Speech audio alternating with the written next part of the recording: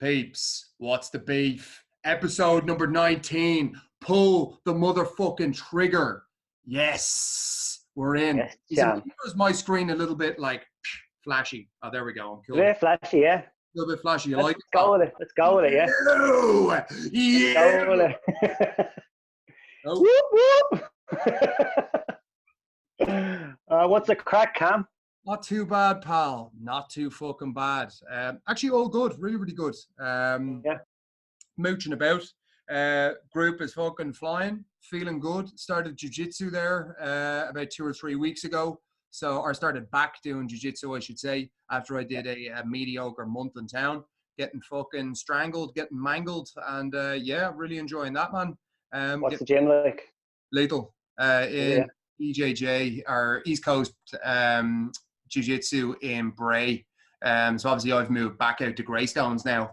And yeah, I just found something local. I don't know what I prefer it. Do you know what? I prefer it to training in town. I don't know why that is. Maybe because it's a smaller community, or do you know what I mean? Like it just seems a bit like people are just a bit chattier and fucking seem a bit sounder about things. I don't know what the crack is there. But yeah, man, in there, really enjoying it. Great. I must say, like, it's really new for me. It's been a long time since I've had that feeling of being like walking into something brand new and being fucking really humbled by it. Do you know what I mean? Like, obviously the gym is second nature at this stage, and it's actually kind of not that I go through the motions, but like I've been there and I've done that with lifting. I still enjoy my lifting and I still do it, and I still fucking exercise regularly. And it's part of my life. But again, it's not the same. I don't get the same buzz that I did 5 or 10 years ago. Do you know what I mean? And now I've got that real fight, that competitive spirit, that fire to fucking Isn't it always good to get out of your comfort zone as well? Hugely. And that's, that's big time, you know. That's a big thing, man. Like, that's a big thing, is that comfort zone of, you know, the lifting. It is second nature to me. You know, and fucking strength and conditioning, powerlifting and personal training. It's just when I've been there, you know what I mean? I've spent so much time in that space. Whereas now I go into something that it's still physical. It's still very competitive.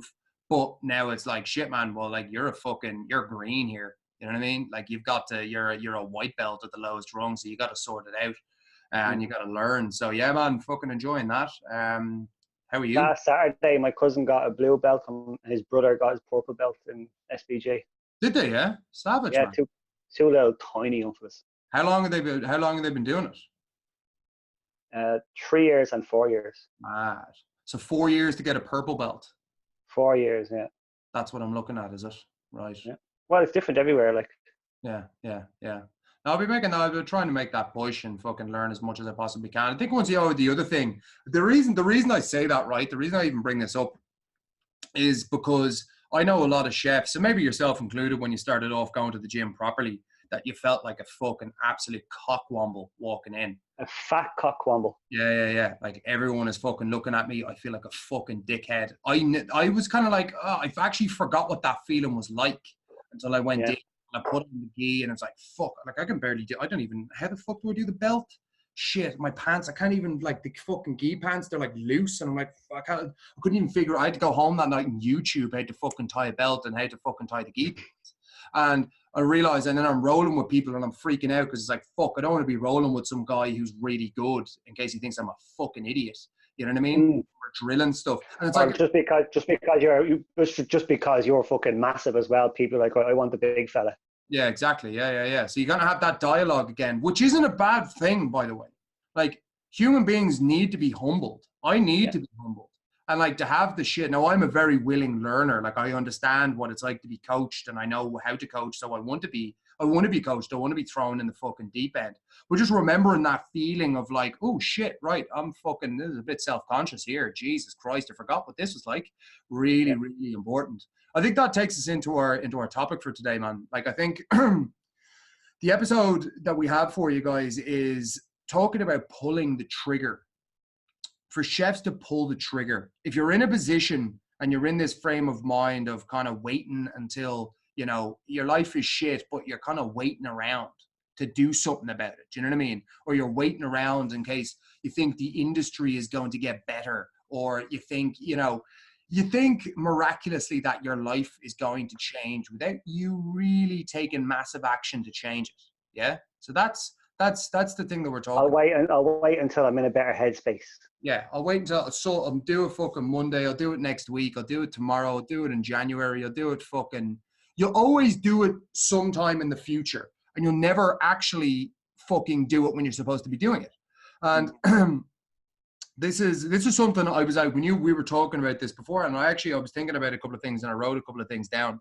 Like, first off, let's survey the situation and actually see what we're talking about here. So, for a lot of chefs, it's an industry that is not fair to its staff. It's quite draconian in the way that chefs are treated, right? So fucking long hours, pay isn't great.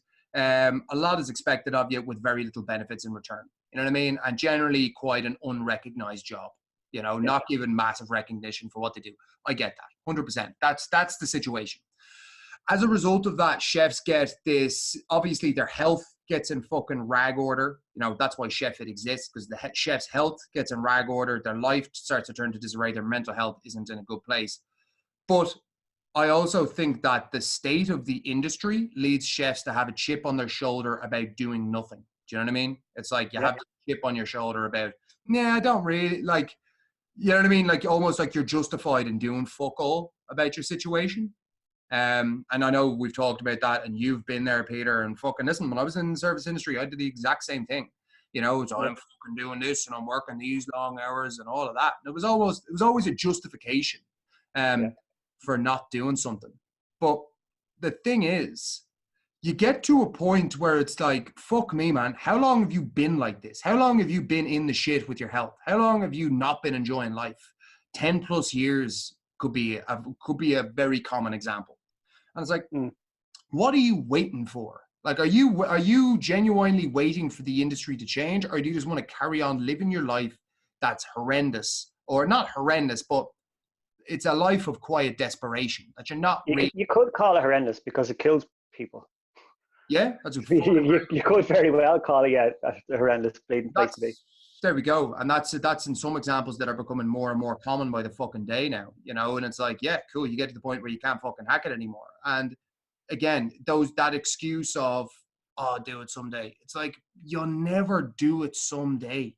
It doesn't exist on the calendar. It's like, you got Monday through Sunday. What's your fucking call here? What's your choice? Here's the thing I was thinking of, right? It's like, if you imagine your life's like playing a game of Texas Holdem. Yeah, you get Texas Holdem. You got fucking three of us sitting around the table, right? And you get the fucking dealer whips it, it gives you your two cards. You check out your two cards. Yeah. Now, I feel for a lot of chefs, when they lead their life the way they're playing Texas Holdem, when they play Texas Holdem, they just fold every single time. They'll get the two cards, fold, two cards, fold, two cards, and fold. And the reason that they fold every single hand of play is because they don't feel like there's any other option. They just feel like, well, this is the way things are. The industry's fucked. I'm fucked, you know, and it's like, that's just the way it is. And you'll fold and you'll fold and you'll fold, and you'll think in the back of your mind that one day you'll go all in. One day you're going to fucking raise the pot, and you're going to fucking actually wait till the cards get put down in front of you and take a chance. But you never do that. You're always folding, and you're never actually taking the chance to fucking change it. And what you got to start realizing here, is that you have choices when you play a game of poker, like you have choices when you live your life. And I could get my hand, no matter how good or bad that hand is, and I can go, nah, or I could check, or I could fucking call whoever's put money in, or I could raise the pot. And as we fucking go forward, I can go all in, and I could put all my fucking cards on the table, and I could take the fucking chance, and I could try and make it happen. And what I see with chefs who talk a fucking big game, sit on the fence, talk a big game, sit on the fence, and they fuck all, right? You have those guys, and then I see the lads in Chef It, like yourself, Peter, like fucking Alan, like Liam. Those are chefs that got so sick of folding every single hand of play that they decided to go all in. And because they burnt the fucking boats and they went for it, they made it happen. I think that mindset is the key. So when we talk about like pulling the fucking trigger and going for something, you've got to go for broke. Like you've got to fucking go all in on something, you know, and I really think that's important. And I see it. Don't be afraid to risk it for a biscuit, because you know, it's not, you're not always going to get a dud hand, like, you know what I mean? Totally. Fortune favors the brave. I think, well, what does that actually mean, though? What does it mean to fucking go all in? Like, let's take it, for example, man. When you joined Sheffield, we had that initial challenge. What was your mindset coming in terms of actually the commitment to stay the course? What was your mindset? I was invigorated by the challenge itself. You know, I was excited by it. It was obviously, it was completely brand new to nothing I'd ever done, but it was the challenge aspect of it that had me going, right, this could be good, you know. That's the way we were at the start. A lot of us were like that, you know. And think about then when times got hard, what did you end up doing? Like, think about like 2 weeks in, and it's like, oh fuck, you know, this is for real here. This isn't Well, another fucking water diet, you know. well, it was a whole lifestyle change, so it did take a lot of getting used to. You know, there's I'd say 50% of it is now the new normal, and the rest I'm still putting into everyday practice. You know that way? Yeah. Like the food side of things. The old way of eating doesn't exist anymore. I don't have to remember to eat well, or I don't have to remember to drink my water. I don't have to remember to move every day.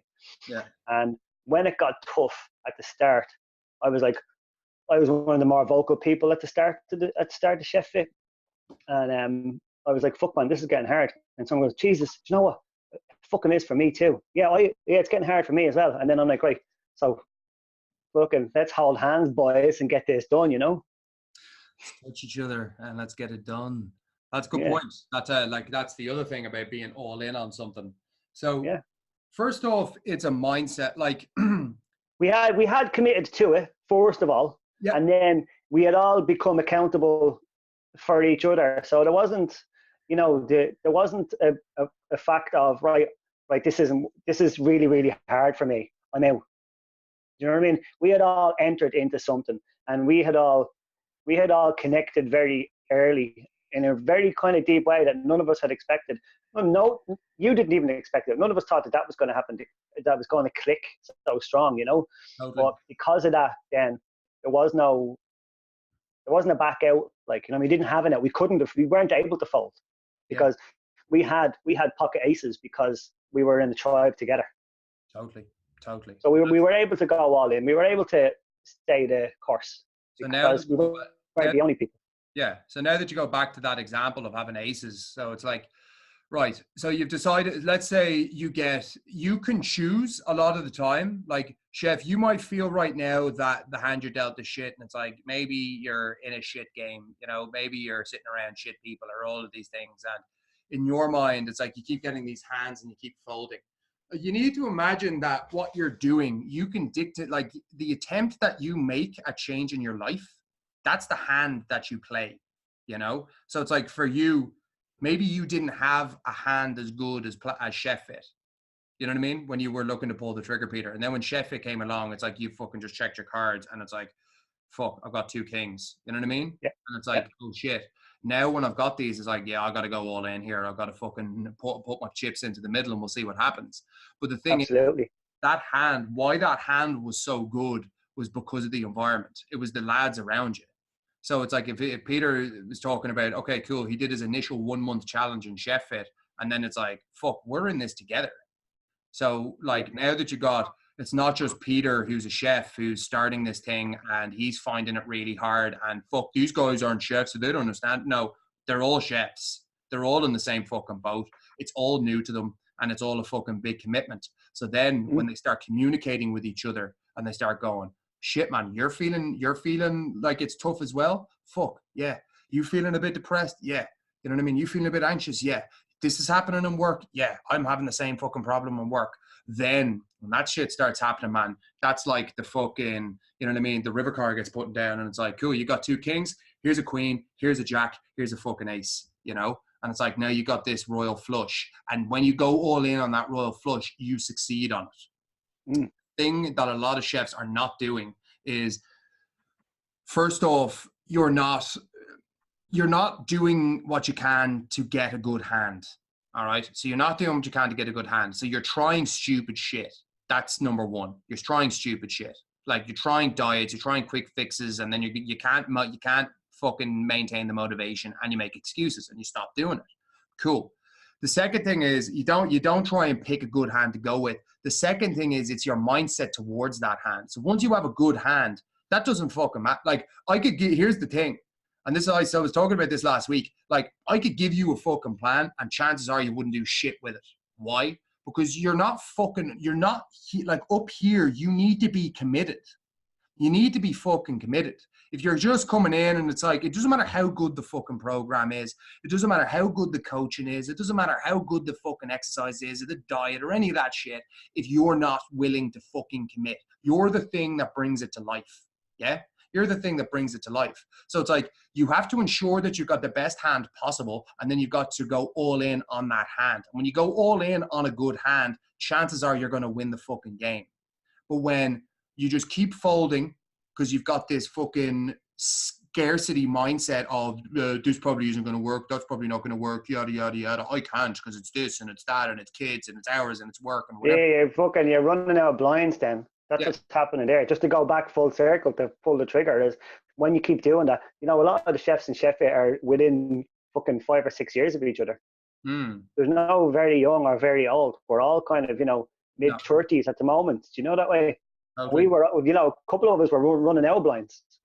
Yeah, big time. So we had to pull the trigger. We had to go all in. Big time. And it's like, yeah, sure, your back will get put to the wall and you have to fucking do it. At some point in the, like, that's pain equals growth. Like, pain will move you, you know, pain will move you.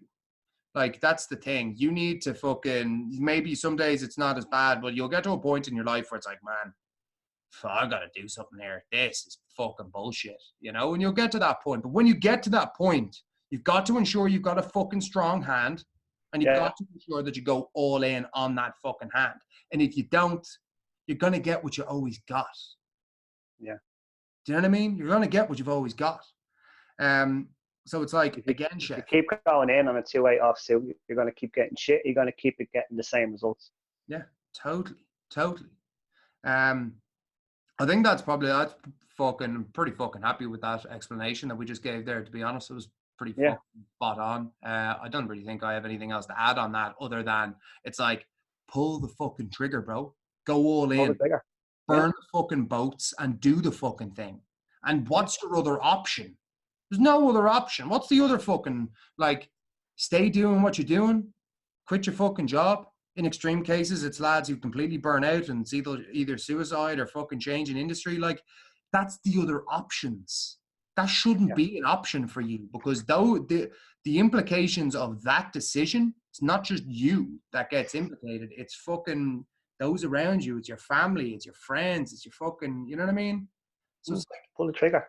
That was what I said in my first declaration video back in at the end of month one, was that you were like, what do you think about anybody sitting on the fence about this? So let's just pull the trigger. Take the plunge. Yeah. You'd be glad you did. Yeah, 100%. Because there's none of us that aren't. Totally.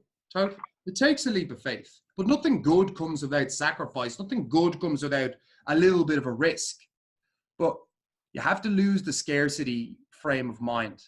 You know what I mean? Like the scarcity frame of mind of, oh, fuck, like, with this, stop it. Like, obviously you do your research on things, but it's like, if you know something's a good thing, then do the right thing. If you know something's a good thing, then do the fucking right thing. I'm sure there's a lot. In fact, I know there's loads of chefs. Why? Because I see them. I send out my chef emails, and I don't think you get these, Peter, but I send out emails 5 or 6 days a week, and I literally fucking talk about my own experiences. I talk about chef shit. It's deep stuff, and it's fucking, sometimes it's like fucking, I'm communicating stuff that maybe the chefs haven't heard before, you know, in regards to their life. And I could see the list who I have, all the chefs who I have on the email. There's fucking like maybe 500, 600 chefs on it, you know? And when I send those emails out, I see who reads them. And I see the guys who've read them, and it's like, cool, I might send it out to 600 people. I'd say probably about 100 read them, which probably isn't bad. But when I look at the names of those who have read the emails, right, there's like 60 to 70 of those guys were guys who applied for Chef Fit like fucking 5 or 6 months ago, booked a call and never showed up for it. You know, they never showed up to the call. And It's like they're on the fence still, and I guarantee it, they're doing the same shit they were doing before they fucking made the call, before they booked anything, or before they applied, you know. And it's like, they're the people who need to fucking see this and go like, bro, do the fact that for anybody that has their finger on the trigger and hasn't gone all in for some reason, the fact that you're here now listening this deep, even into just this episode of the podcast, you know, we should tell you a lot that what you really need to have a good long look and just go, fuck it, I'm in. Yeah, exactly. Nothing to lose. There has to be, like, either you're watching this for yourself and you're curious about it, or somebody else has said, here, do you know what? How about you stop moaning for a minute and have a listen to this? And those are the people now that I hope to fuck that they're going to, you know, get to hear this podcast, and then this will be the one that will make them go, you know what? Fuck it. It's a phone call. It's a phone call. That's what it was for me. It was a text. Yeah. That's how that started with me. I was like, right, I'll just send a text and then see what happens. 20 minutes later, I'm standing up in work. I'm like, I'll fucking do that. Peter was so intense on the phone. He was so let's fucking go. He was so intense. Me, right? I am a fucking legend. Yeah.